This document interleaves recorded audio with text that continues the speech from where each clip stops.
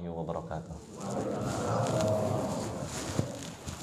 Alhamdulillah rabbil alamin, wassalatu wassalamu ala asyrafil anbiya'i wal mursalin wa ala alihi wa ashabihi wa man sara ala nahjihi wa istanna bi sunnatihi ila yaumi liqa'i rabbih, amma ba'd.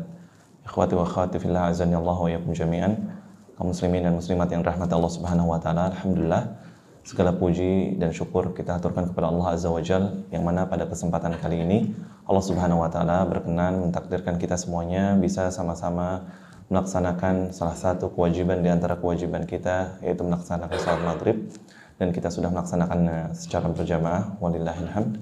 Kemudian Allah Subhanahu wa taala juga memberikan taufik dan inayahnya kepada kita semua, sehingga sepas waktu maghrib ini kita bisa sama-sama duduk di majelis ilmu, yang mana kita mohon kepada Allah Jalla fi'ula, semoga dengan duduknya kita di majelis ilmu ini Allah Subhanahu wa taala angkat derajat kita, Allah Subhanahu wa taala ampuni dosa-dosa kita, dan Allah Subhanahu wa taala jadikan ini sebab masuknya kita ke dalam surga firdausnya. Amin ya rabbal alamin. Akhwati wa akhwat fillah, azani Allah wa iyyakum jami'an. Insyaallah taala pada kesempatan kali ini kita akan melaksanakan atau melanjutkan kajian kita yang ketiga ya dari tafsir surat An-Nur.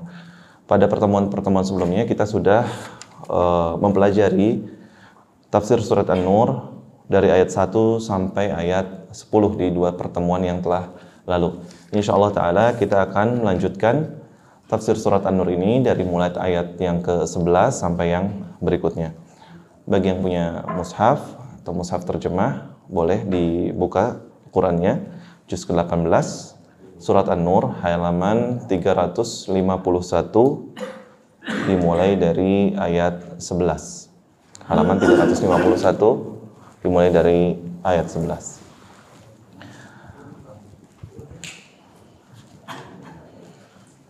Nah.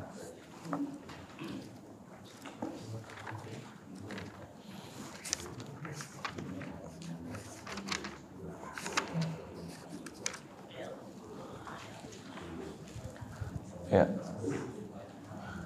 Kaum muslimin yang rahmat Allah Subhanahu wa taala, tentunya kita harus semangat ya dalam rangka menuntut ilmu sebagaimana sudah dicontohkan oleh para salaf. Bahkan bukan sekedar orang biasa. Contoh yang paling real dalam masalah talabul ilm adalah Nabi Musa alaihi salam. Kita sama-sama tahu bahwa bagaimana Nabi Musa menuntut ilmu kepada Nabi Khidir alaihi salam. Bahkan Nabi Musa ketika mendapatkan perintah dari Allah Subhanahu wa taala untuk mempelajari ilmu yang tidak diketahui oleh beliau dan mendatangi Nabi Khidir alaihissalam, beliau mengatakan sebagaimana dalam hadis yang sahih diriwayatkan oleh Imam Bukhari dalam sahihnya, beliau mengatakan wa kaifa li bihi, ya Allah gimana caranya biar hamba bisa ketemu sama orang ini, ketemu sama Nabi Khidir. Padahal ulama udah sepakat, gak ada perbedaan di antara para ulama bahwa Nabi Musa kedudukannya lebih tinggi daripada Nabi Khidir. Sepakat, ijma ulama. Bagaimana kita tahu Nabi Musa salah satu dari 5 Rasul ulul azmi? Siapa aja? Nuh, Ibrahim, Musa, Isa, Muhammad alaihi salatu wassalam. 5 Nabi ulul azmi, dan Nabi Musa termasuk salah satunya. Bahkan nama Nabi yang paling banyak disebutkan dalam Al-Quran, Nabi Musa alaihissalam.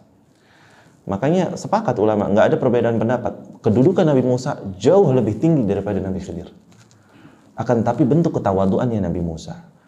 Dan juga kata para ulama, seorang alim tidak bisa dikatakan sampai dia menjadi alim, sampai dia nuntut ilmu terhadap orang yang derajatnya di bawah dia.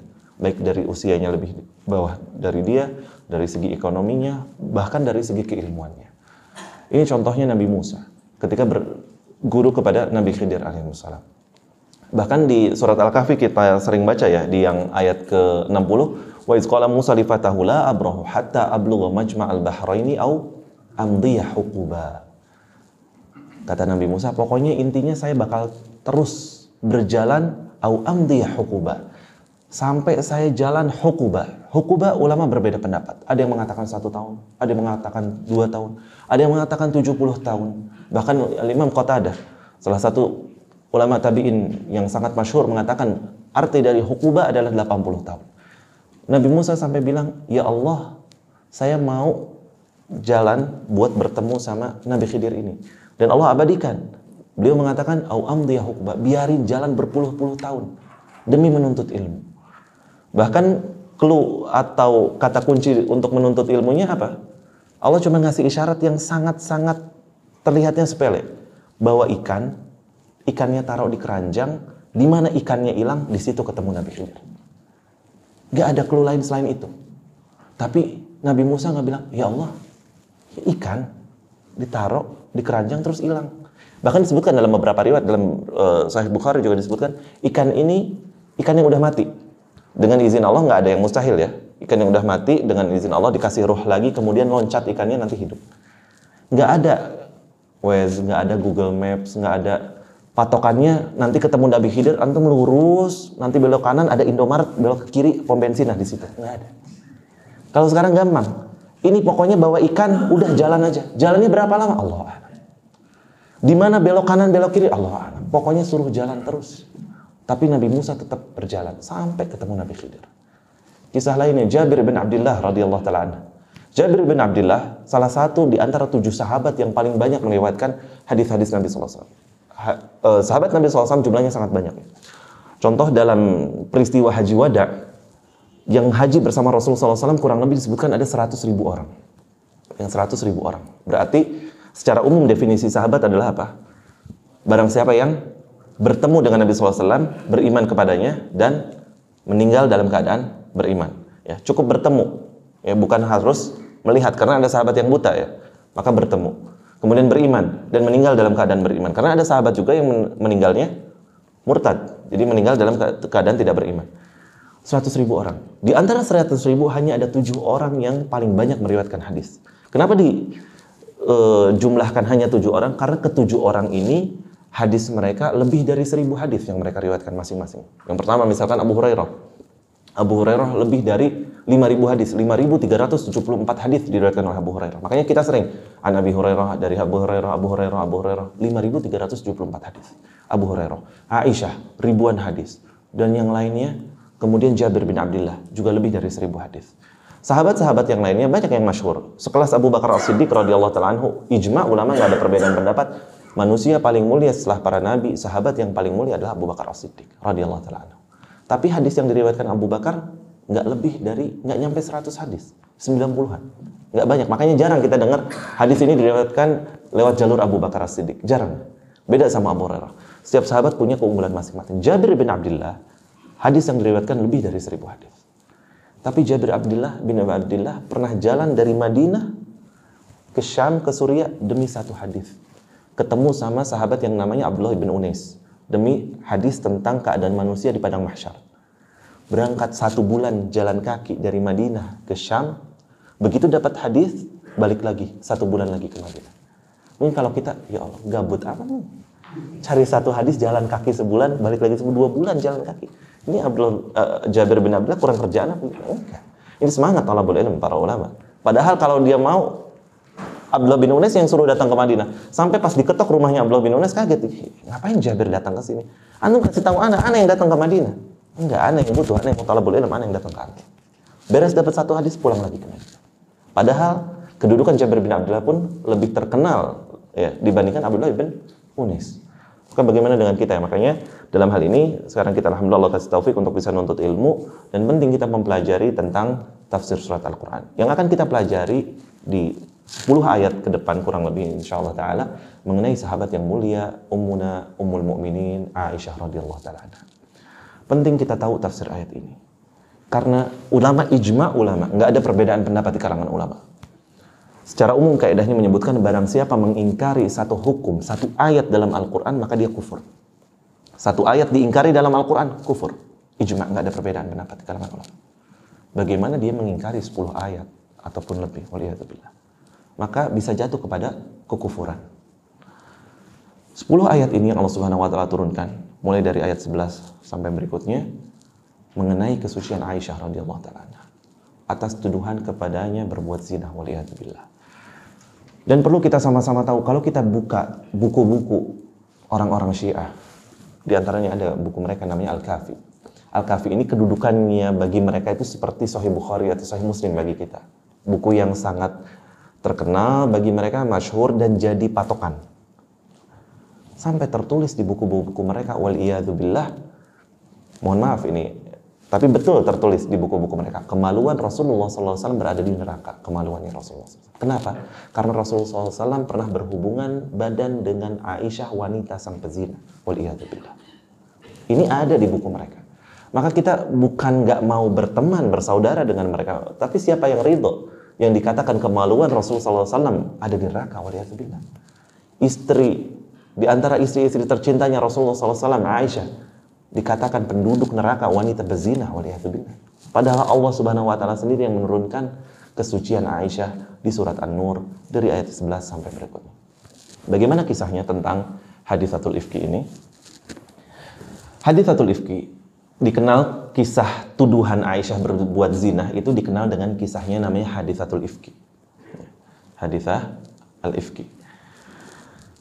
Kisah ini diceritakan lebih detail oleh yang memiliki kisahnya itu sendiri, yaitu yang cerita Aisyah radhiyallahu taala anha langsung. Dan diriwayatkan kisahnya Aisyah oleh Imam Bukhari rahimahullah taala dalam kitab sahihnya. Jadi nggak diragukan lagi kesahihan kisah ini. Karena ulama juga ijma sepakat tidak ada di dunia ini kitab yang lebih sahih dari setelah Al-Quran kecuali Sahih Bukhari. Urutannya Al-Quranul Karim, kemudian Sahih Bukhari, kemudian Sahih Muslim. Ijma ulama. Ayat ini disebutkan oleh Allah Subhanahu wa taala dalam Al-Qur'an surat An-Nur. Allah abadikan, dibaca sampai hari kiamat nanti. Kemudian kisahnya diriwayatkan oleh Imam Bukhari rahimahullah, yang mana kita sama-sama tahu Imam Bukhari nggak mungkin mencantumkan satu hadis dalam kitab sahihnya kecuali pasti istikharah dulu. Ini saking ketelitian Imam Bukhari. Teliti banget dalam menulis hadis. Ya. Banyak kitab-kitab sahih selain Sahih Bukhari. Akan tapi syarat Imam Bukhari ini luar biasa, ketat dalam mengkategorikan satu hadis itu bisa dikatakan sahih, bisa dimasukkan dalam kitab Sahih Bukhari. Karena Imam Bukhari punya kitab hadis lainnya, misalkan Adabul Mufrad, punya Imam Bukhari. Tapi nggak seketat syarat hadis yang dimasukkan ke dalam Sahih Bukhari. Makanya kedudukan hadis Sahih Bukhari, Sahih Muslim, kemudian sesuai dengan syarat Imam Bukhari dan sesuai dengan syarat Imam Muslim, itu urutan hadis yang ketiga, derajatnya. Kemudian urutan yang keempat sesuai dengan syarat Imam Bukhari, kemudian sesuai dengan syarat Imam Muslim. Karena ada beberapa hadis nggak tercantum dalam Sahih Bukhari dan Sahih Muslim, tapi ternyata kalau kita teliti dari ilmu hadisnya, oh ini sesuai dengan syarat-syarat hadis itu menjadi sahih versinya Imam Bukhari, versinya Imam Muslim. Ketat sekali. Ini bukan waktu kita untuk membahas ini, cuman tambahan maklumat atau wawasan kepada kita bahwa Allah Subhanahu wa taala menjaga agama ini luar biasa. Bukan sekedar Al-Qur'an yang Allah Subhanahu wa taala jaga, hadis. Sampai syarat-syarat satu hadis menjadi hadis sahih itu sangat-sangat banyak dan sangat ketat. Di antaranya syarat Imam Bukhari. Maka kita tidak meragukan sama sekali kisah kesahihan haditsatul ifki ini.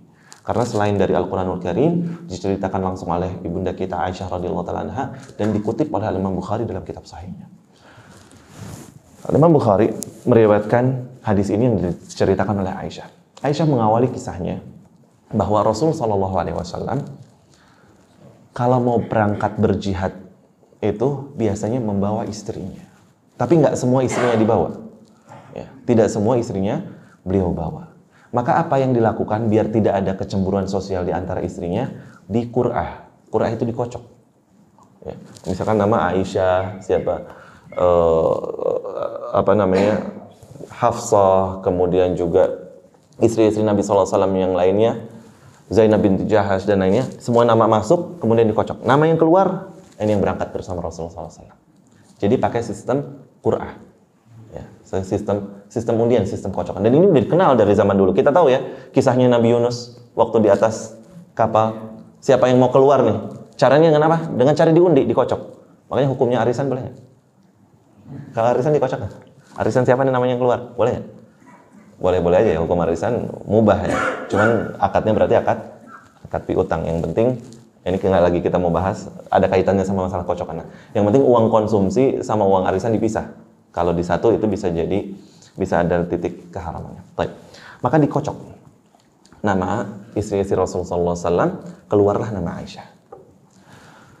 Ikhwati fillah azanillahu wa iyyakum. Sama-sama kita tahu Aisyah radhiyallahu ta'ala anha dinikahi oleh Rasulullah SAW usia berapa? Usia berapa? 6, 9, 8. Perbedaan pendapat ulama Cikaret lagi. Masya Allah, banyak ulama ahli sejarah kayaknya. Ada yang 6, 9, 8. Ada lagi versi lainnya? 7. Nah, Masya Allah. Taib. Hah?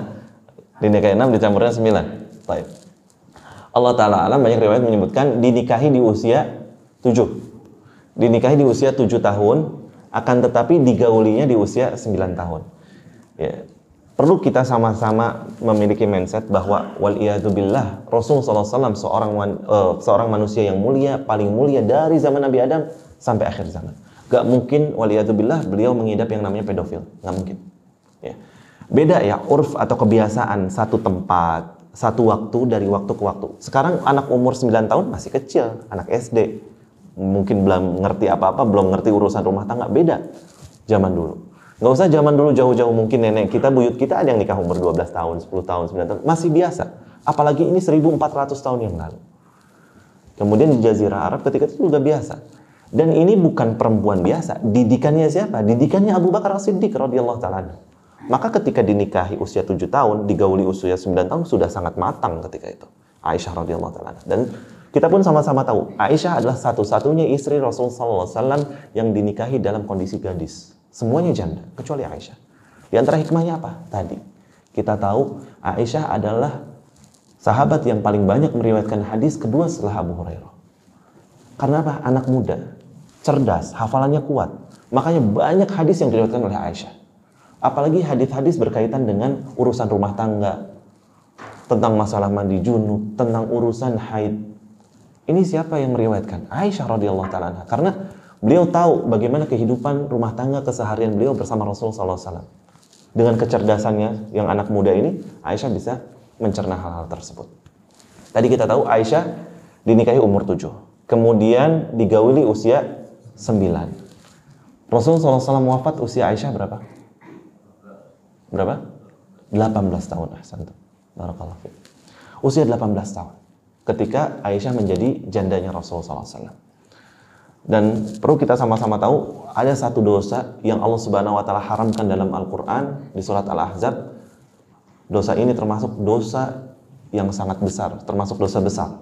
Akan tetapi dosa ini tidak pernah dilakukan oleh seorang manusia pun, yaitu menikahi jandanya istri-istri Rasulullah SAW. Allah haramkan dalam Al-Quran di surat Al-Ahzab, termasuk dosa. Akan tetapi nggak ada yang menikahi jandanya istri-istri dari Rasulullah SAW. Beda ya dengan sahabat-sahabat yang lain. Ketika suaminya wafat, selesai masa idahnya, dinikahin lagi dengan sahabat yang lain, wafat, dinikahi lagi dengan sahabat yang lain, dan seterusnya. Ini ada yang seperti itu. Tapi istri-istri Rasulullah SAW enggak. Nah, Aisyah radhiyallahu ta'ala anha dalam kejadian haditsatul ifki ini, gadis belia usianya 13 tahun. Kita bayangin anak usia 13 tahun saat ini mungkin kelas 6 SD atau 1 SMP, 2 SMP. Masih anak kecil mungkin bagi kita ya zaman sekarang. Tapi Aisyah radhiyallahu ta'ala anha dengan kedewasaannya pun ada sikap masih usia anak-anaknya yang seusia demikian. Lebih jelasnya akan kita dengarkan dari hadis Aisyah ini. Tadi Aisyah mengawali kisahnya bahwa Rasulullah SAW kalau mau keluar untuk jihad, beliau aqra'a baina azwajih. Kata Aisyah, beliau mengundi di antara istri-istrinya. Maka keluarlah nama Aisyah. Peperangan ini disebutkan dalam beberapa riwayat, yaitu perang yang disebut dengan Ghazwah Bani Mustaliq. Perangnya disebut Ghazwah Bani Mustaliq. Ya, kita tahu ada perang Uhud, perang Badar, perang Khandaq. Di antara peperangan Rasulullah SAW ada yang namanya Ghazwah Bani Mustaliq. Maka keluarlah nama Aisyah. Ikhwati wa akhwati fillah azanillahu wa iyyakum, perlu sama-sama juga kita tahu bahwa kejadian ini, Ghazwah Bani Mustaliq, ketika Aisyah usianya 13 tahun, itu sudah turun ayat hijab. Sudah turun ayat hijab. Surat Al-Ahzab ayat 59 sudah turun. Maka sudah wajib hukumnya bagi para wanita untuk berjilbab. Ya. Dan sekali lagi sering saya ingatkan bahwa jilbab atau hijab bukan budaya Arab. Bukan budaya bangsa Arab. Bangsa Arab tidak mengenal yang namanya jilbab, tidak mengenal yang namanya kerudung, tidak mengenal yang namanya cadar. Ini bukan budaya mereka, sama sekali. Karena banyak orang yang bilang, oh jilbab budaya Arab, oh di Arab panas, padang pasir, wajar mereka pakai jilbab. Enggak. Jilbab bukan budaya mereka. Mereka nggak kenal istilah jilbab, hijab, cadar, itu bukan budaya mereka. Makanya sampai Aisyah ketika menceritakan tentang hadis ini makin kita yakin bahwa ini bukan budaya mereka. Sampai Aisyah menyebutkan kejadian ini setelah turunnya hijab. Kenapa? Karena nanti ada kaitannya dengan kisah selanjutnya. Jadi ayat ini setelah turunnya ayat hijab. Maka Rasul SAW pergi berjihad. Dibawalah Aisyah di atas haudaj. Apa itu haudaj? Haudaj itu tanduk ya, yang tertutup, dibawa keempat sisinya oleh 4 orang. Kebayang ya, ini zaman-zaman dulu, zaman-zaman kerajaan atau gimana, ada tanduk dibopong dibawa oleh 4 orang di bagian keempat sudut sisinya, tapi tertutup. Maka Aisyah radhiyallahu taala anha naik haudaj ini, naik tanduk ini. Ketika perjalanan pulang menuju Madinah Munawwarah, maka kebiasaannya mereka biasanya istirahat di waktu siang, jalan di waktu malam. Kenapa? Kalau malam lebih adem, ya, lebih nggak terlalu capek. Beda dengan kondisi siang hari. Siang hari biasanya panas, ya. Maka biasanya mereka jalan di malam hari. Maka di suatu siang mereka berhenti sejenak. Mereka berhenti sejenak, istirahat. Kemudian Aisyah keluar dari tendanya untuk qadha hajah, untuk menunaikan hajatnya. Aisyah pergi qadha hajah. Beres, selesai qadha hajahnya, menunaikan hajatnya Aisyah balik lagi ke tenda. Pas balik lagi ke tenda, Aisyah ingat, saya kan tadi pakai kalung.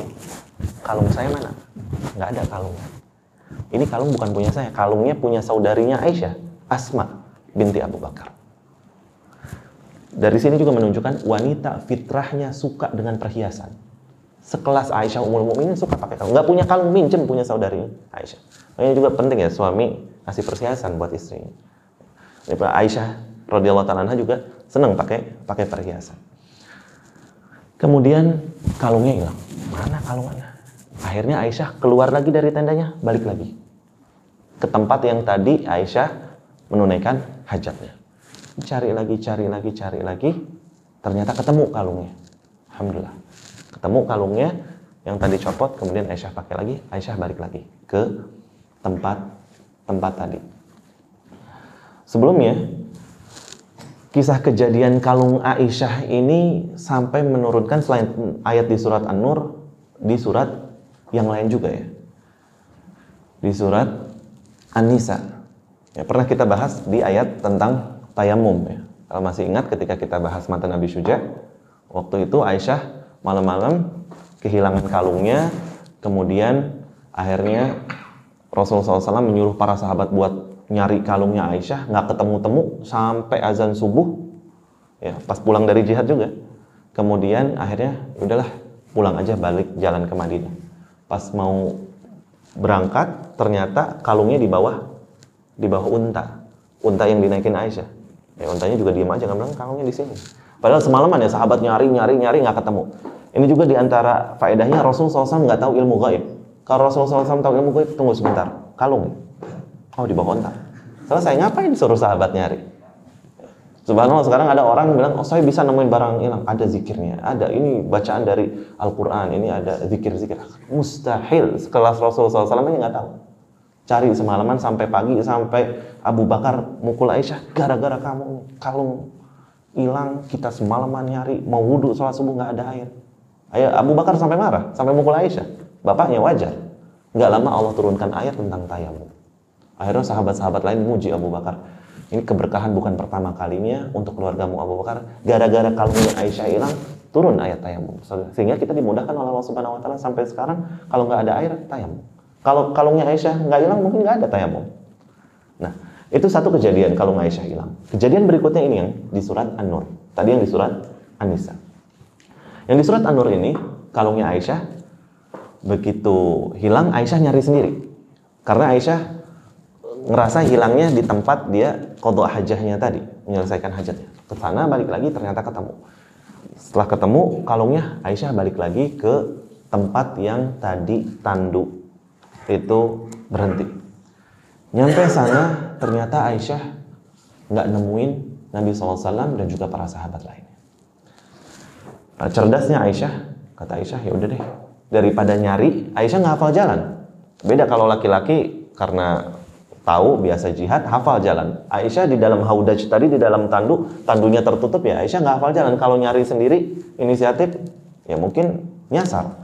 Maka dengan cerdasnya Aisyah bilang, ya udah, ana tunggu di sini aja. Pasti mereka juga bakalan sadar, ana udah nggak ada di tandu, dan mereka bakal balik lagi ke sini. Aisyah ketika itu mengatakan, wa kanatin nisa hina idzin khifafan, atau maqalat radhiyallahu ta'ala anha. Wanita ketika itu banyak yang langsing, termasuk saya. Walam yaghishahunna laham, dan kita nggak pernah belum dicurangi oleh daging. Maksudnya belum gemuk. Makanya sahabat-sahabat Nabi yang ngangkut tandunya Aisyah nggak sadar Aisyah ada di atas tandu apa enggak, karena saking langsingnya Aisyah. Kalau gemuk kan kerasa, perasaan tadi berat, kok ini hampang amat, ringan amat, oh nggak ada, turun lagi, balik lagi. Ini enggak, karena Aisyahnya langsing, nggak kerasa ada orang apa nggak ada orang, mereka udah angkut aja jalan, dan nggak ada yang kurang ajar. Aisyah udah naik, udah gitu, nggak ada yang berani nanya istri Nabi SAW, ya udah naik udah, nggak ada yang ngecek dan sebagainya, karena udah yakin Aisyah udah ada di atas tandu, apalagi tadi udah balik habis qadha hajah, dan mereka nggak sadar bahwa Aisyah balik lagi. Mungkin ketika Aisyah turun dari tandu tadi, mereka dalam keadaan tidur atau dalam keadaan istirahat. Maka Aisyah tadi akhirnya balik lagi ke tempat tandu itu berhenti, dengan harapan mereka bakalan balik lagi ke sana, ke tempat tandu itu berhenti ketika sadar Aisyah nggak ada. Dan di antara rahmat Allah Subhanahu wa Ta'ala, harusnya orang lagi kehilangan rombongan, ketakutan, mungkin di tengah hutan ada binatang buas atau apa dan lain sebagainya, tapi dia bisa ngantuk. Aisyah radhiyallahu anha, beliau bisa ngantuk, dan ngantuk dalam kondisi takut itu merupakan rahmat Allah Subhanahu wa Ta'ala. Makanya disebutkan dalam beberapa dalil dan juga penjelasan ulama, kalau ada orang jihad bisa ngantuk, itu rahmat dari Allah Subhanahu wa Ta'ala, karena umumnya orang yang ketakutan nggak mungkin bisa ngantuk. Tapi kalau kajian ngantuk itu godaan setan. Beda, kalau antum lagi jihad ngantuk, nah itu rahmat. Tapi kalau lagi kajian itu bala. Ya. Baik. Aisyah dengan rahmat Allah Subhanahu wa Ta'ala ngantuk. Akhirnya Aisyah ketiduran. Ketika ketiduran, hijab atau cadarnya Aisyah tersingkap, terbuka. Dan perlu sama-sama kita tahu, walaupun ada perbedaan di kalangan ulama, hukum cadar itu wajib ataupun sunnah, ada perbedaan pendapat, akan tapi ulama sepakat untuk istri-istri Nabi SAW wajib. Untuk istri-istri Nabi SAW, cadar hukumnya wajib. Yang ada perbedaan pendapat adalah untuk kita kaum muslimat dan istri-istri kaum muslimin tentunya. Maka disebutkan oleh Aisyah, ketika itu wajahku tersingkap. Maka kelihatan wajahnya Aisyah. Namanya orang tidur nggak sadar. Tadinya mungkinnya awalnya pakai cadar, akhirnya cadarnya tersingkap, terlepas. Kemudian ada seorang sahabat yang bernama Safwan ibn al-Mu'attil. Safwan ibn al-Mu'attil. Safwan ibn Mu'attil radhiyallahu ta'ala anhu, sahabat Nabi yang terkenal, ya dalam beberapa dalil lainnya, emang tidurnya pulas banget. Antum kalau tidurnya pulas jangan, oh anak kayak Safwan bin Mu'attil nih. Ada contohnya dari salaf sahabat, enggak ya. Safwan bin Mu'attil walaupun tidurnya kalau pulas ya banyak fadilah-fadilah lainnya. Kita belum tentu punya fadilah seperti Safwan bin Mu'attil. Safwan bin Mu'attil termasuk kalau tidur pulas. Makanya sahabat-sahabat yang lain ibaratnya kalau udah ngebangunin Safwan susah, udahlah biarin, nanti juga dia bakal nyusul sendiri. Udah hafal jalan ini Safwan bin Mu'attil. Maka Safwan bin Mu'attil karena tidurnya pulas, yang lain udah istirahat, kemudian bangun, Safwan bin Mu'attil bangunnya belakangan. Kemudian pas Safwan bin Mu'attil mau lanjutin perjalanan, menyusul rombongan yang lainnya, ngelihat ada hitam-hitam, ya wanita berpakaian hitam. Kemudian ngelihat spontan Safwan bin Mu'attil radhiyallahu ta'ala mengatakan inna lillahi wa inna ilaihi raji'un, mengucapkan kalimat istirja. Kenapa? Karena Safwan bin Mu'attil pernah melihat wajah Aisyah sebelum ayat hijab turun. Maka Safwan bin Mu'attil tahu ini adalah wajahnya Aisyah, ini mukanya Aisyah. Begitu dengar innalillahi wa inna ilaihi raji'un, Aisyah bangun, langsung buru-buru cepat-cepat ditutup lagi wajahnya Aisyah. Nah, dari kisah ini aja kita makin tahu dan makin yakin emang hijab atau cadar bukan budaya Arab sama sekali. Makanya Safwan bin Mu'attil mengenal wajah Aisyah. Makanya langsung innalillahi wa inna ilaihi raji'un, kaget. Kok ada Aisyah, istri Nabi SAW ada di sini? Dari mana taunya Aisyah? Karena dulu Aisyah nggak pakai cadar. Belum turun ayat hijab, bukan budaya mereka. Maka Safwan kenal ini wajahnya Aisyah. Begitu ayat hijab turun, Aisyah pakai cadar, kemudian Sofwan bin Mu'attil mengatakan inna lillahi wa inna ilaihi rajiun, Aisyah cepat-cepat tutup wajahnya. Dan Aisyah sampai mengatakan, aku nggak ngobrol sama Sofwan bin Mu'attil sama sekali, nggak ada satu kalimat pun yang keluar di antara kita kecuali kalimat istirja'nya Sofwan bin Mu'attil. Kata-kata inna lillahi wa inna ilaihi rajiun. Kaget Sofwan, Aisyah tiba-tiba bangun, kemudian Sofwan mempersilahkan dengan bahasa isyarat agar Aisyah naik ke kendaraannya, tunggangannya Sofwan bin Mu'attil. Kemudian Sofwan bin Mu'attil jalan di depannya, Aisyah dituntun jalan di belakang Sofwan bin Mu'attil di atas kendaraannya Sofwan bin Mu'attil radhiyallahu ta'ala. Gak ada kata-kata yang keluar sama sekali. Diam, gak berani Sofwan bin Mu'attil. Ini istrinya Rasulullah SAW. Aisyah juga bukan cewek genit, bukan cewek centil. Waliyadzubillah. Aisyah tahu diri. Ini laki-laki ajnabi, laki-laki asing, bukan mahramnya. Aisyah diem aja. Cuma Aisyah juga ngerasa aman. Ini insya Allah Sofwan bin Mu'attil nggak bakal ngapa-ngapain. Sofwan bin Mu'attil juga orang yang soleh, nggak berani macam-macam. Sofwan bin Mu'attil nyuruh Aisyah jalan di atas kendaraannya, Sofwan jalan kaki di depannya Aisyah. Setelah itu mereka akhirnya bisa nyusul rombongannya Rasulullah SAW dengan para sahabat lainnya. Yang mana mereka sedang beristirahat. Tadi kita sebutkan di awal, mereka biasa istirahatnya di siang hari. Maka ketika Sofwan bin Mu'attil dengan Aisyah ini bisa nyusul mereka yang lagi pada istirahat ini di siang hari, di tengah hari bolong, otomatis semua bisa ngelihat. Beda kalau misalkan istirahatnya malam hari, nyusulnya malam hari, mungkin gelap, nggak kelihatan siapa yang datang. Ini tengah hari kelihatan. Semua orang melihat Aisyah yang datang dengan Sofwan bin Mu'attil. Semua sahabat awalnya nggak ada yang curiga, nggak ada yang suudzon sama mereka berdua. Sampai kepalanya atau pemimpinnya orang-orang munafik, Abdullah bin Ubay bin Salul, yang punya prasangka yang enggak. Ini Sofwan sama Aisyah datang belakangan. Nggak mungkin kalau mereka nggak habis ngapa-ngapain. Pasti habis ngapa-ngapain. Ini tuduhan yang dimulai oleh kepalanya orang munafik, Abdullah bin Ubay bin Salul. Akhirnya setelah itu udah selesai. Aisyah naik lagi ke atas tandunya, berangkat lagi ke Madinah Munawwarah. Sampai di Madinah Munawwarah, orang-orang gibahin Aisyah. Mulai itu tersebar informasi. Yang tadinya nggak ikut jihad juga akhirnya nggak dengar. Perempuan-perempuan yang lainnya juga akhirnya ikut dengar. Tersebar isu di Madinah Munawwarah bahwa Aisyah waliyadzubillah sudah berzina dengan Sofwan bin Mu'attil radhiyallahu ta'ala. Sudah masuk waktu. Udah. Baik. Gimana kisah kelanjutannya gosip ini di Madinah? Insyaallah taala kita akan lanjutkan setelah azan. Baik, kita lanjutkan. Alhamdulillah wassalatu wassalamu ala Rasulillah amma ba'd. Tadi kita sebutkan ternyata isu atau gosip ini bahwa Aisyah radhiyallahu taala anha berzina dengan Sofwan bin Mu'attil, walaupun dalam beberapa riwayat ada yang menyebutkan bacanya Sofwan bin Mu'attil, ada juga Sofwan bin Mu'attal, ya. Intinya tuduhan berzina waliyadzubillah kepada Aisyah radhiyallahu taala anha dan juga Sofwan bin Mu'attal ini atau Sofwan bin Mu'attil itu tersebar di penduduk Madinah. Dan Masya Allah tabarakallah, Aisyah bukan perempuan biasa, perempuan yang sangat menjaga lisannya, matanya, dan juga telinganya dari yang namanya ghibah.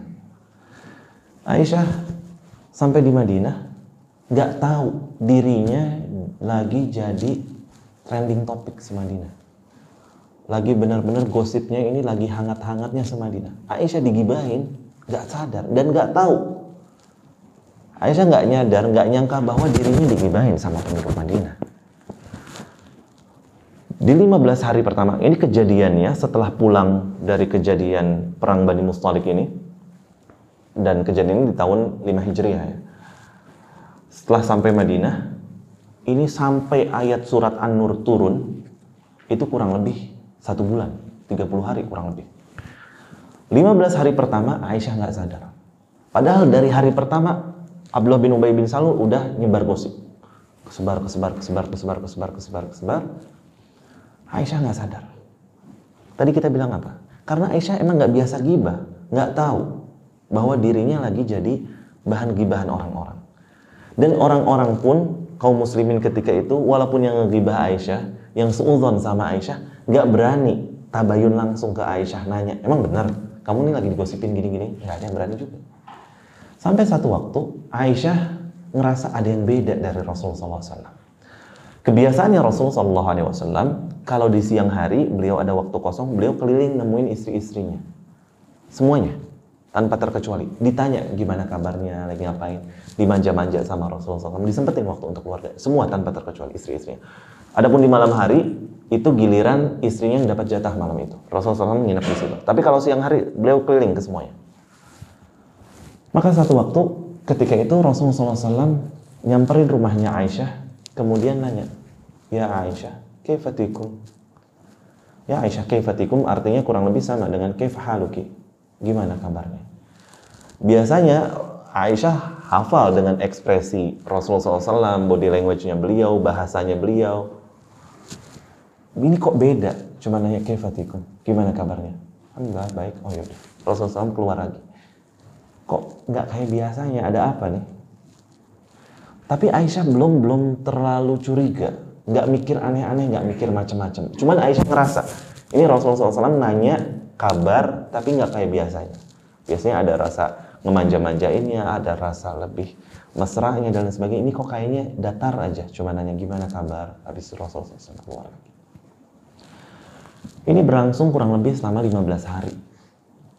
Dan Aisyah waktu itu sekali lagi beliau nggak tahu kabar ini. Sampai akhirnya satu waktu Aisyah mau qadha hajah, mau menunaikan hajatnya. Dan ketika itu rumah-rumah penduduk Madinah, urfnya mereka, ya, mereka nggak punya toilet atau kamar mandi di dalam rumah. Emang harus keluar rumah dulu agak jauh. Keluar agak jauh, di situ tempat kamar mandi. Jadi harus keluar dulu. Satu malam Aisyah pengen qadha hajat, menunaikan hajat. Akhirnya Aisyah keluar bersama saudarinya Abu Bakar, sepupunya, atau bukan sepupu, khalahnya Abu Bakar. Khalahnya Abu Bakar berarti hitungannya kayak nenek ya, berarti ke Aisyah. Khalahnya Abu Bakar, tantenya Abu Bakar, yaitu namanya Ummu Mistah. Aisyah pas malam-malam mau qadha hajah ini ditemenin dengan khalahnya Abu Bakar, Ummu Mistah. Ditemenin Aisyah untuk qadha hajah. Aisyah waktu itu pun kondisi fisiknya lagi kurang sehat. Kebetulan lagi kurang sehat. Beres qadha hajah, Ummu Mistah kesandung.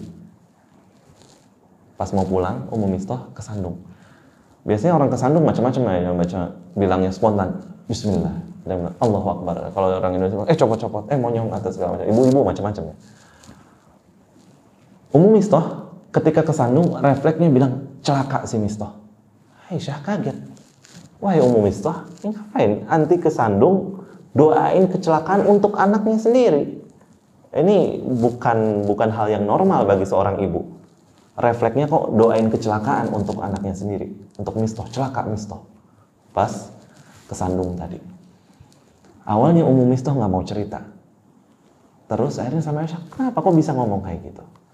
Karena anaknya Mistah ini, Mistah namanya Mistah ibn Uthathah. Mistah ibn Uthathah.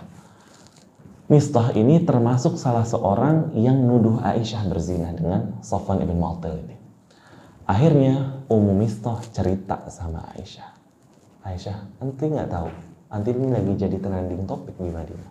Semua orang ngomongin anti nggak tahu. Nggak tahu. Ngomongin apa sih? Anti nggak sadar lagi diomongin. Nggak tahu, nggak sadar. Apa? Akhirnya Ummu Mistah cerita kejadian dari awal sampai akhir. Setelah itu Aisyah nangis. Wajar. Gimana seorang wanita sedih dituduh, waliyadzubillah, dituduh zina. Bukan tuduhan yang ringan, tuduhan zina. Aisyah sedih, nangis. Pulang, balik lagi ke kamarnya, sakitnya makin parah. Keesokan harinya Rasulullah SAW balik lagi nanya, kaifatikum, gimana kabarnya Aisyah? Dengan kondisi yang agak datar, ya. nggak semesra biasanya, sebagaimana yang tadi kita sebutkan. Akhirnya Aisyah izin ke Rasulullah SAW, wahai Rasulullah, saya izin, boleh nggak saya pulang ke rumah orang tua saya? Akhirnya Aisyah pulang ke rumah orang tuanya, ke rumah Abu Bakar dan ke rumah ayah ibunya. Nyampe sana Aisyah nangis, ngadu sama orang tuanya. Wajar, anak perempuan dituduh yang enggak, cerita curhat sama orang tuanya. Kemudian orang tuanya juga ya sedih ya, anaknya, dan tahu bagaimana anaknya. Insya Allah anak baik-baik, nggak mungkin melakukan hal yang enggak. Cuman dia nggak bisa berbuat apa-apa ketika itu. Dan Rasulullah SAW tanda kutip hampir kemakan tuduhan. Rasulullah SAW nggak menuduh Aisyah berzina, enggak. Tapi Rasulullah SAW juga nggak tahu apakah gosip ini benar atau bohong. Saking gosip ini benar-benar tersebar hebat di Madinah Munawwarah ketika itu. Akhirnya ketika itu 15 hari berikutnya Aisyah habiskan di rumah orang tuanya. Makin hari sakitnya makin parah. Nangis. Rasulullah SAW mengunjungi lagi Aisyah. Kemudian ketika mengunjungi Aisyah, Rasulullah SAW mengatakan, wahai Aisyah, kalau kamu benar, pasti Allah Subhanahu Wa Taala akan ngasih tahu yang sesungguhnya dan akan mensucikan kamu. Tapi kalau kamu salah, maka segeralah bertaubat, minta ampun sama Allah. Kalau kamu berdosa, sesungguhnya Allah Maha Penerima taubat. Ini Rasulullah SAW nggak bilang kalau kamu zina, kalau enggak. Rasulullah SAW bilang kalau kamu salah, segeralah bertaubat, sesungguhnya Allah Maha Penerima taubat. Aisyah digituin sakit hati sama suaminya sendiri, seolah-olah suaminya nggak percaya, bukan belain istrinya. Maka Aisyah langsung bilang ke orang tuanya, ke ayahnya, ke ibunya, wahai ayahku, coba bilanglah ke Rasulullah SAW, ngomong apa kek? Bilangnya anaknya nih. Abu Bakar cuma bilang, wallahi saya nggak tahu harus ngomong apa. Satu sisi ini anaknya, satu sisi ini Rasulullah SAW, bukan sekedar mantunya. Mungkin kalau mantu biasa, ente percaya gosip, kurang ajar ente. Ini nggak berani Rasulullah SAW. Abu Bakar satu sisi anaknya, percaya anaknya baik-baik, tapi nggak berani marah-marah sama Rasulullah SAW. Ini bukan orang biasa, mantunya Rasulullah SAW. Sampai Abu Bakar bilang, wallahi anak nggak tahu harus ngomong apa. Terus Aisyah bilang ke ibunya, wah ibuku, ngomong apa kayak sama Rasulullah SAW? Belain anaknya, maknanya kurang lebih gitu. Ngomonglah sama Rasulullah SAW. Ibunya juga bingung. Satu sisi anaknya, satu sisi mantunya. Biasanya fitrahnya emak-emak, wah anaknya gitu nggak terima, cerewet, ente segala macam anaknya, nggak berani juga. Ini Rasulullah SAW. Sampai istrinya Abu Bakar atau ibunya Aisyah mengatakan, wallahi, mada aku, saya nggak tahu harus ngomong apa.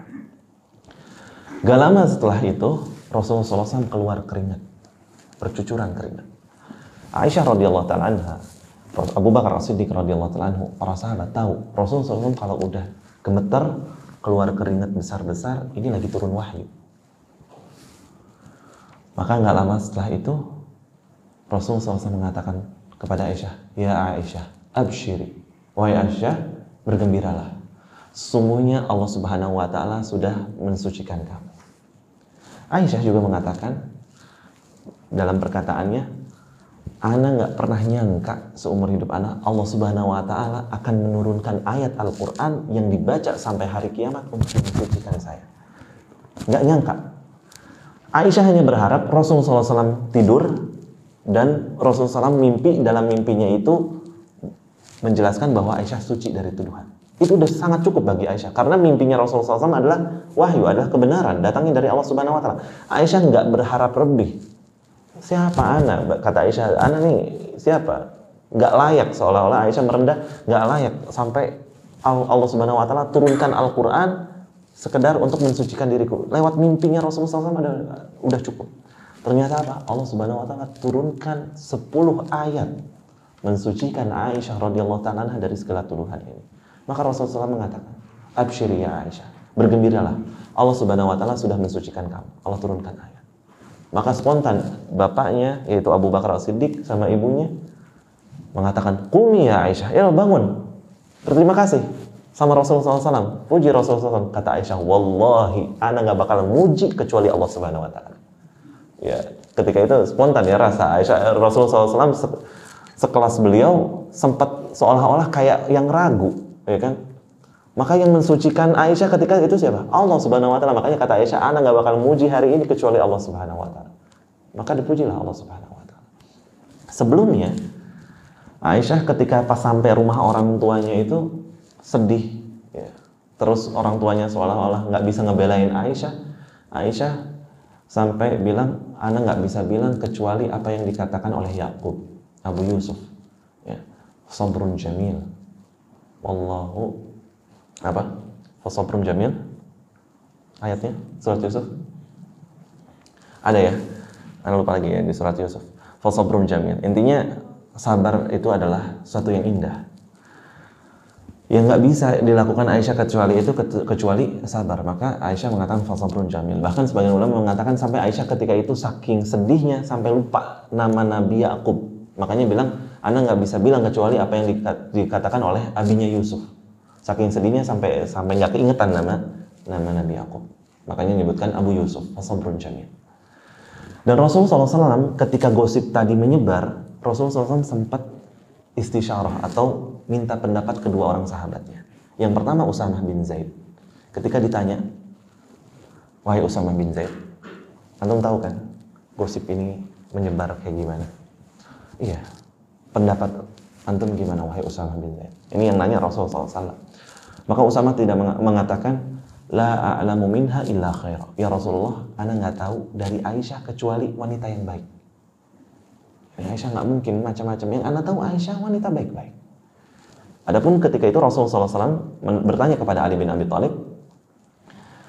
Ali bin Abi Thalib ditanya, bagaimana pendapatmu wahai Ali? Kata Ali bin Abi Thalib, ya Rasulullah, perempuan banyak. Selain Aisyah ini banyak. Kalau mau ceraiin aja. Masih banyak perempuan yang mendambakan engkau menjadi suaminya.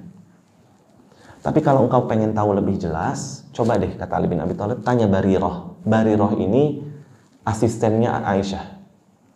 Barirah ini asisten Aisyah. Ya pelayannya Aisyah, paling tahu lah tentang Aisyah. Perlu kita tahu, ikhwat fillah azanillahu wa yakum, Ali bin Abi Thalib ketika bilang kayak gini bukan berarti benci sama Aisyah. Enggak sama sekali. Ali bin Abi Thalib bilang kayak gini untuk menenangkan hati Rasulullah. Karena Rasulullah SAW selama hampir 1 bulan ini sedih terus. Maka Ali bin Abi Thalib nggak pengen ngelihat seorang Rasulullah SAW sedih, maka menenangkannya dengan cara, ya udah, masih banyak perempuan lain. Daripada Rasulullah SAW berkelanjutan sedih, kalau mau cerain aja, masih banyak wanita yang lain. Tapi Ali bin Abi Thalib juga nggak langsung menyarankan, udah cerain aja. Enggak. Coba deh tanya Barirah. Akhirnya Rasulullah SAW tanya kepada Barirah, pelayannya Aisyah. Ditanya, wahai Barirah, apa pendapatmu tentang Aisyah? Maka Barirah menjawab, ya Rasulullah, la a'lamu minha illa khair. Wahai Rasulullah, ana nggak tahu Aisyah kecuali kebaikan, perempuan yang baik. Kasus Aisyah sampai ketiduran sama Sofwan bin Mu'attal waktu itu akhirnya ditemuin dan sebagainya. Saking polosnya Aisyah, saking anak baik-baiknya Aisyah, dan masih ada sifat sedikit kekanak-kanakannya Aisyah.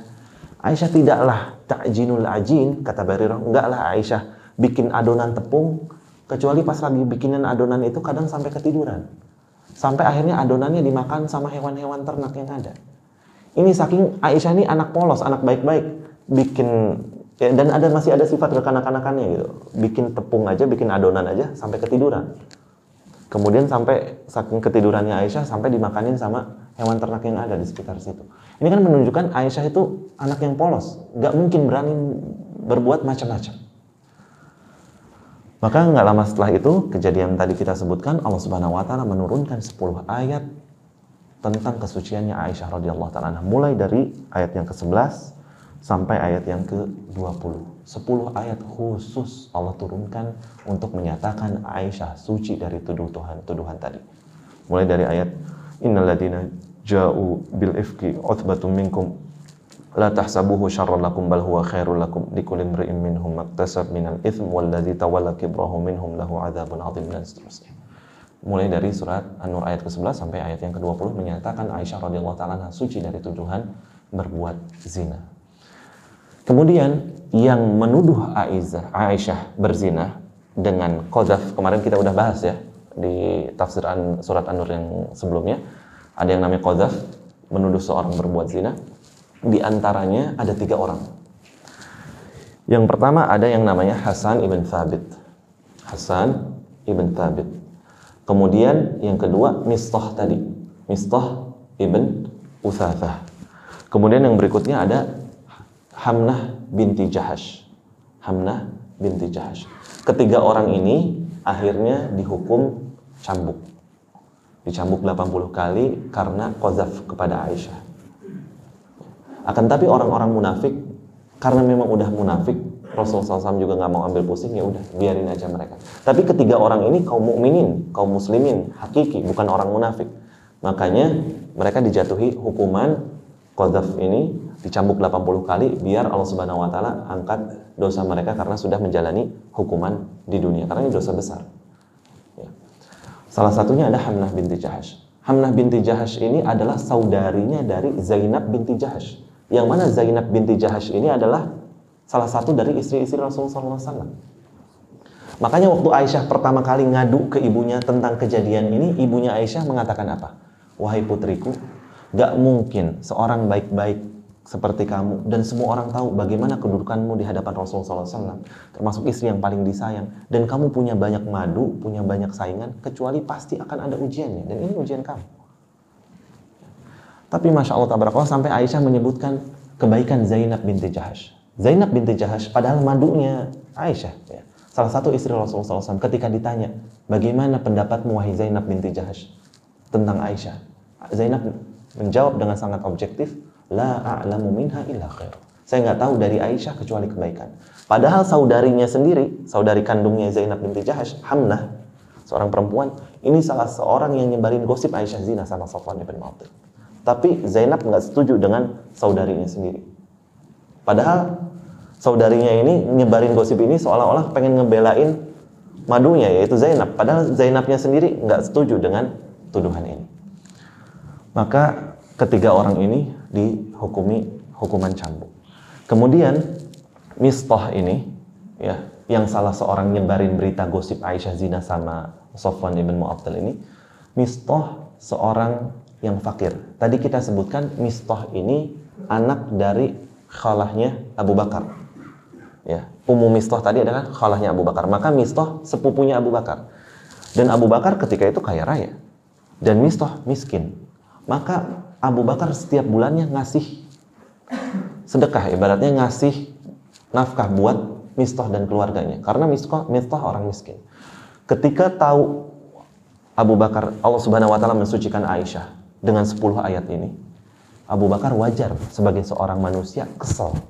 Mistah, dan Abu Bakar tahu Mistah ini kurang baik lah ibaratnya. Kurang baik gimana? Abu Bakar setiap bulan ngasih duit buat Mistah karena dia orang fakir, orang miskin. Kok Mistah bisa-bisanya ikut nyebarin gosip Aisyah zina sama Safwan bin Mu'attal? Maka ketika itu spontan Abu Bakar bilang, wallahi ana abis ini gak bakal ngasih duit lagi buat Mistah. Akhirnya apa? Allah Subhanahu wa taala menurunkan ayat di surat An-Nur ayat yang ke-22. Wala ya'tal ul fadli minkum was-sa'ah ayyutu ulil qurba wal masakin wal muhajirin fi sabilillah wal ya'fu wal yasfahu ala tuhibbuna ayaghfirallahu lakum wallahu ghafurur rahim. Allah menyebutkan di ayat yang ke-22 ini, dan janganlah orang-orang yang mempunyai kelebihan dan kelapangan di antara kamu bersumpah bahwa mereka tidak akan memberi bantuan kepada kerabatnya, orang-orang miskin dan orang-orang yang berhijrah di jalan Allah. Dan hendaklah mereka memaafkan dan berlapang dada. Apakah kamu tidak suka bahwa Allah mengampuni? Allah Subhanahu wa taala Maha Pengampun lagi Maha Penyayang. Maka ketika Abu Bakar mendengar ayat ini, Abu Bakar ganti lagi sumpahnya. Wallahi ana bakalan infakin Mistah seumur hidup. Karena Allah menyebutkan di sini, ala tuhibbuna ayaghfirallahu lakum. Kalian suka nggak kalau Allah kasih ampunan? Maka Abu Bakar mengatakan, bala, saya mau dapat ampunan Allah. Jadi Abu Bakar habis itu bersumpah lagi, wallahi saya bakal ngasih Mistah seumur hidup. Jadi keburukan atau ketidakbaikan Mistah ketika itu dibalas dengan kebaikan lagi oleh Abu Bakar. Dan Mistah tentunya sahabat yang mulia, bahkan ikut perang Badar. Makanya Aisyah ketika ibunya Mistah bilang celaka nih Mistah, Aisyah kaget, kok bisa-bisanya doain Mistah kejelekan? Ini Mistah orang soleh. Aisyah padahal dituduh zina sama Mistah, tapi Aisyah tetap belain Mistah. Ini luar biasa akhlaknya Aisyah. Mistah ikut perang Badar, orang soleh, dan anak nggak tahu dari Mistah kecuali kebaikan. Dan kita juga sama-sama tahu bahwa orang yang mengikuti perang Badar, dosanya Allah Subhanahu wa taala sudah ampuni. Maka Mistah walaupun seorang sahabat yang mulia, wajar melakukan kesalahan, namanya juga manusia biasa, tidak luput dari kesalahan. Maka Mistah setelah melakukan kesalahan tersebut dapat hukuman haddul qadzaf, yaitu dicambuk 80 kali, dan setelah itu Mistah bertobat. Maka 10 ayat ini dari ayat yang ke-11-20 makin meyakinkan kepada kita semua bahwa Aisyah radhiyallahu taala anha suci dari tuduhan berzina. Gak mungkin Aisyah berzina, waliyadzubillah. Dan Allah abadikan kesuciannya Aisyah di dalam Al-Quran dan dibaca sampai hari kiamat. Maka sekali lagi, ini pun sangat-sangat bantahan yang telak bagi orang-orang Syiah yang mengatakan Aisyah seorang pezina. Karena mereka ketika mentafsirkan ayat ini, mereka nggak pakai tafsiran yang benar. Mereka nggak bilang ayat ini bukan bicara tentang Aisyah. Aisyah tetap pezina. Ayat ini bukan cerita tentang kesucian Aisyah, waliyadzubillah. Bahkan tadi kita sebutkan, saking kurang ajarnya mereka menyebutkan sebagaimana Aisyah pezina, Rasulullah SAW pernah berhubungan badan dengan seorang pezina, maka kemaluan Rasulullah SAW berada di neraka, tubuhnya aja nggak ada di surga. Waliyadzubillah. Ya, maka dari ayat ini setelah kita pelajari dan sebab turunnya, makin kita yakin akidah kita Ahlus Sunnah wal Jamaah, Aisyah radhiyallahu ta'ala anha adalah ummul mukminin yang Allah Subhanahu wa taala masukkan beliau ke dalam surga, dan Allah Subhanahu wa taala janjikan ampunan untuk beliau, dan juga Allah Subhanahu wa taala sucikan beliau dari atas langit ketujuh. Allah Ta'ala alam, ini yang bisa kita sampaikan pada pembahasan kali ini. Kita nggak baca ayatnya satu persatu, tapi intinya surat An-Nur 21-30, kemudian yang berkaitan dengan infaknya Abu Bakar kepada Mistah, Allah Subhanahu wa taala turunkan ayat khusus di surat An-Nur ayat yang ke-22. Dan terakhir sebelum kita tutup, perlu kita sama-sama tahu kaidah dalam masalah tafsir adalah para ulama menyebutkan al-ibrah bi umumil lafz la bi khususi sabab. Yang jadi ibrah dari setiap tafsir ayat Al-Quran adalah tentang keumuman lafadznya, bukan dengan kekhususan sebabnya. Sebabnya ayat tadi misalkan, yang An-Nur ayat 22, tentang apa? Abu Bakar yang bersumpah nggak mau ngasih infak kepada Mistah setelah Mistah melakukan hal yang kurang baik untuk Abu Bakar dan keluarganya. Itu sebab turunnya ayat. Tapi ibrah dari ayat ini yaitu berlaku untuk kita semua kaum muslimin. Kalau ada orang yang berbuat buruk kepada kita, ya sebisa mungkin kita tetap berbuat baik kepada dia. Makanya kaidahnya tadi dalam ilmu tafsir, al-ibrah bi umumil lafadz la bi khusus sabab. Yang jadi ibrah adalah keumuman lafadz, bukan kekhususan sebab ayat itu turun. Allah Ta'ala alam, wa sallallahu wasallam ala nabiyina Muhammad. Barakallahu fikum, semoga apa yang kita pelajari bisa bermanfaat. Duduknya kita di majelis ilmu ini bisa memasukkan kita ke dalam surga firdausnya, karena kita nggak tahu ya, ada hadis yang sahih yang ma'ruf, seorang wanita masuk surga dikarenakan memberi minum seekor anjing. Kita nggak tahu amal soleh mana yang Allah Subhanahu wa taala bikin kita ridho sama kita. Bisa jadi dengan duduknya kita di majelis ilmu ini ikhlas karena Allah, 1 jam Allah ridho, bisa mengalahkan ibadah-ibadah kita yang lainnya, maka Allah Subhanahu wa taala masukkan kita ke dalam surga firdausnya. Amin ya rabbal alamin. Kita tutup dengan doa kafaratul majlis. Subhanakallahumma wa bihamdika asyhadu an la ilaha illa anta astaghfiruka wa atubu ilaik. Wassallallahu alaihi wasallam ala nabiyina Muhammad. Assalamualaikum warahmatullahi wabarakatuh.